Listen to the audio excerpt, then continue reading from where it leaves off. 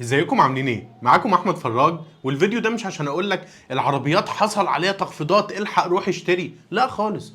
بس الفيديو ده مهم عشان نشاور، عشان نوعي، نقول يا جماعة في تخفيض حصل وفي نزول حصل في السعر الرسمي وفي اوفر برايس اتشال.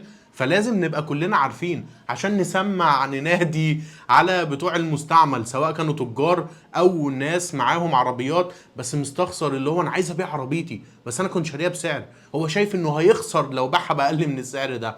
فالفيديو ده مهمته اننا كلنا نعرف ان فعلا حصل تخفيض على السعر الرسمي، فعلا حصل تخفيض والاوفر برايس اتشال على تقريبا 90% من العربيات الموجوده في السوق دلوقتي، علشان نبقى عندنا درايه، يعني علم كافي باللي بيحصل في سوق العربيات. وده يعني قدام شويه هيخلينا في تخفيض اكتر يحصل، في سعر في المستعمل هينزل. انما لما نيجي نتكلم يعني ناس تيجي تكلمها تقول لك لا لا مفيش تخفيض حصل، لا لا لا مفيش اسعار نزلت، لا لا لا.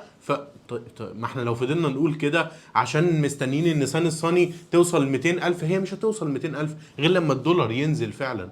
فهو لو فضلنا نقول كده عشان بس هي بسعر معين، لا انا اقول ان في تخفيض حصل واقول ان السعر ده لسه غالي.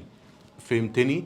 فيلا بينا نشوف العربيات اللي كانت من شهر تقريبا بمليون جنيه بسبب الاوفر برايس وبسبب سعرها الرسمي كان عالي، ودلوقتي بقت ب 700 واقل من 700.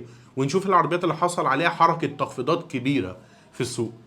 وانا اسف على المقدمه الطويله قوي دي، بس كان لابد منها. وخليني اقول لك، لو عايز تتابع اسعار العربيات جديد او مستعمل، افتح موقع هتلاقي عليه الاسعار دايما بتتحدث.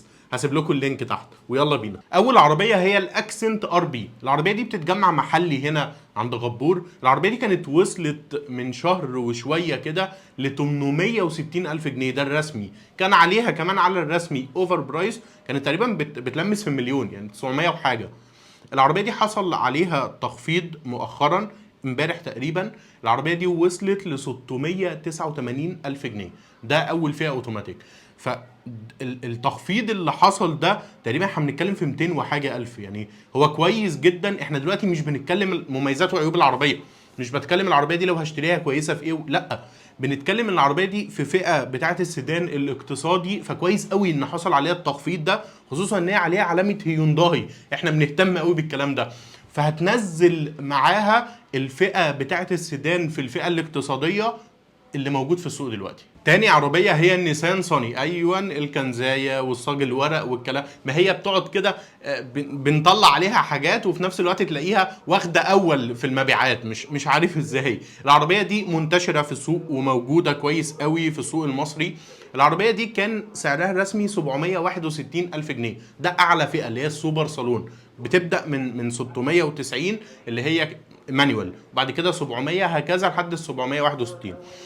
العربيه دي حصل عليها تخفيض في الرسمي؟ لا، هو سعرها الرسمي من شهر كده ودلوقتي كده. امال ايه اللي حصل؟ العربيه دي كان عليها اوفر برايس رهيب، حتى كلنا طلعنا واتكلمنا، والصني والعربيه الورق. العربيه دي كانت وصلت بعد الاوفر برايس لمليون 150 الف. انت يعني حاجه سعر لا يصدقه عقل، اللي هو عربيه في فئه اقتصاديه فيها، احنا من وجهه نظرنا بنقول ان هي فيها مشاكل في هنا وهي وتوصل لمليون ايه ده يا جدعان؟ انتوا بتهزروا ولا ايه؟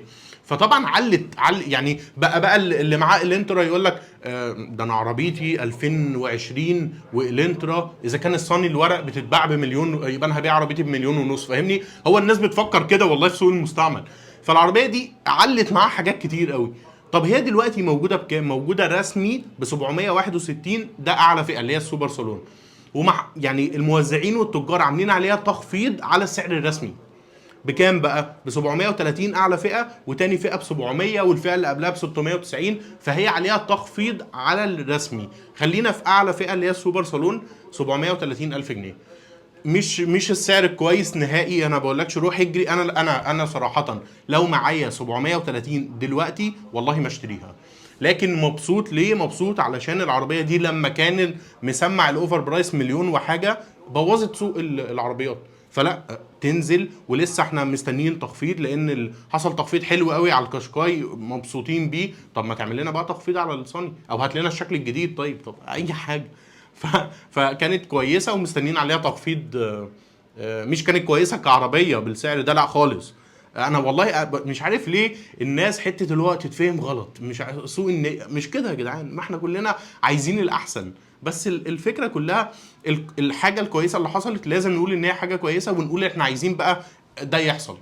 وفي نفس الفئه بتاعت او بنفس الاسعار بتاعت النيسان الصاني دي موجوده سوزوكي ديزاير، وسعرها يعني بقى كده اوفر قوي ان لسه ما حصلش عليها. سوزوكي عملت تخفيضات بس ما كانتش الديزاير ليها نصيب منها، فمستنيين يحصل عليها تخفيض الفتره الجايه، وده متوقع يعني، لان العربيه كده سوقها هيوقف قوي، لانها بقت موجوده دلوقتي عند الموزعين 700 و730 لو اعلى فئه. فلا السعر عالي، السعر عالي خصوصا بعد اللي حصل في الهيونداي الار بي. وموجود كمان في الفئه الاقتصاديه دي العربيه البي واي دي اف 3. العربيه دي يعتبر ارخص عربيه دلوقتي زيرو سيدان موجوده. المانيوال بتاعها بيعمل 590 والاوتوماتيك بيعمل 680. لازم السعر ده ينزل برضو بعد التخفيض اللي حصل في الار بي. عشان كده بقول لك لما بيحصل تخفيض في عربيه لازم في نفس الفئه دي تسمع فيها، يعني تلاقي الشركات طالعه طب تروح مخفضه الفئه دي. في بقى عربيات تانية هي مش في الفئه الاقتصاديه لكن حصل تخفيض حلو على سعرها الرسمي.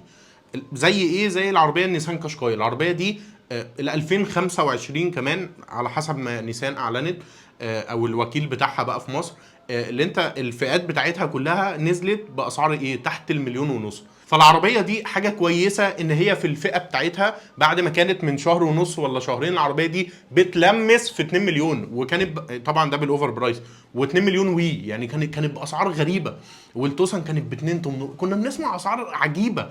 العربيه دي نزلت رسمي من الوكيل دلوقتي كل فئاتها مليون 460 مليون 400 وحاجه تحت المليون ونص. فدي حاجه كويسه قوي، والمفروض ان هي تسمع في الفئه بتاعه الاس يو في اللي هم المنافسين كلهم دول. وطبعا مستنيين ان هي تبقى موجوده بالسعر ده رسمي، مفيش عليها اوفر برايس. لو في اوفر برايس لا يبقى احنا كل اللي بنبنيه بيتهد.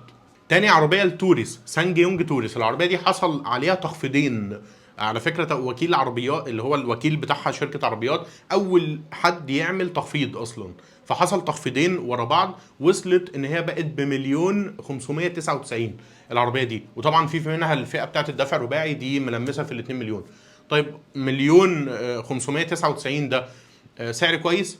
اكيد هو مش احسن سعر ومش بس هو السعر ليه تمام، او ليه احنا بنقول عليه يعني صابوا التخفيض الكبير، لان حصل تخفيضين والعربيه دي كانت اصلا مسمعه 2 مليون وحاجه، فلما يحصل عليها تخفيض كبير لازم نقول ان حصل تخفيض كبير ومستنيين تخفيض تاني. هي دي الفكره. وثالث عربيه هي السيات اتيكا. العربيه دي اتشال من سعرها الرسمي 240 الف جنيه، بقت تقريبا بمليون 750، وبرضو اتشال مبلغ من سعرها، ومستنيين اكتر بعد ما يعني ما سمعنا سعر القشقاي وبعد ما سمعنا مستنيين اتشال تاني. يعني التوسن اتشال من سعرها مبلغ برضو امبارح، لكن الوكيل للاسف كاتب جنبها غير متوفر، فهو بيقول لك يعني العربيه انا بنزل في سعرها لكن مش موجوده.